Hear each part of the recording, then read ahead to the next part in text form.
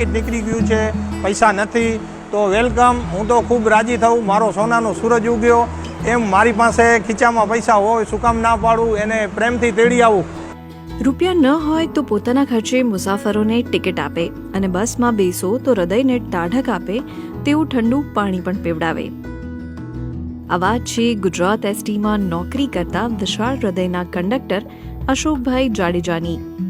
મારી બા પણ મને કહે છે કે બેટા, કોઈ વડીલ આવે, મોટી ઉંમરના આવે તો તારે ઊભું થઈ જવાનું, તારે જગ્યા આપી દેવાની, એનો સામાન ઉતારવાનો, ચડાવવાનો, તારે મદદરૂપ થવાનું.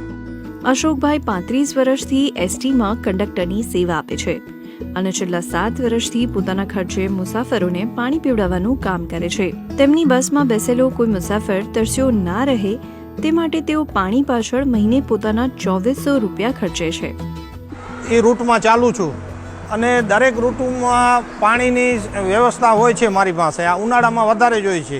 અને એમની જે સેવા છે પાણીની, એ પણ પ્રવાસીઓ માટે એક સુખદાયી સફર સમાન છે અને હું પણ તેમનો સહભાગી છું.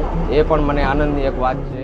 આ સિવાય કોઈ મુસાફરનું પાકીટ પડી ગયું હોય કે અન્ય કોઈ કારણસર તે ટિકિટ ખરીદી શકે તેમ ન હોય તો અશોકભાઈ જાડેજા પોતે સ્વખર્ચે તેમની ટિકિટ કઢાવીને જે તે પેસેન્જરને નિર્ધારિત સ્થાને પહોંચાડે છે.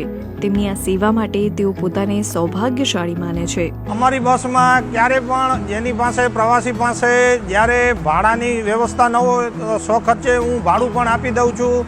દરેક પ્રવાસીને રાતના 9 વાગ્યા સુધી પાણી પીવડાવું છું. એ મારો પોતાનો ધર્મ છે. બિદડા દિનેશચંદ્ર મહારાજ સાહેબ છે ને માનવ મંદિરના, એના મને આશીર્વાદ છે. એ મહારાજ સાહેબે મને આશીર્વાદ આપ્યા છે કે બેટા, તારી બસમાં ક્યારે પ્રવાસી આવે તો તારે એની ખૂબ સેવા કરવાની. એટલે દિનેશચંદ્ર મહારાજ સાહેબના ખૂબ ખૂબ આશીર્વાદ છે અને હું આ દરેક પ્રવાસીની સેવા કરું છું. તો વેલકમ, હું તો ખૂબ રાજી થઉં, મારો સોનાનો સૂરજ ઉગ્યો, એમ મારી પાસે ખીચામાં પૈસા હોય, શું કામ ના પાડું, એને પ્રેમથી તેડી આવું.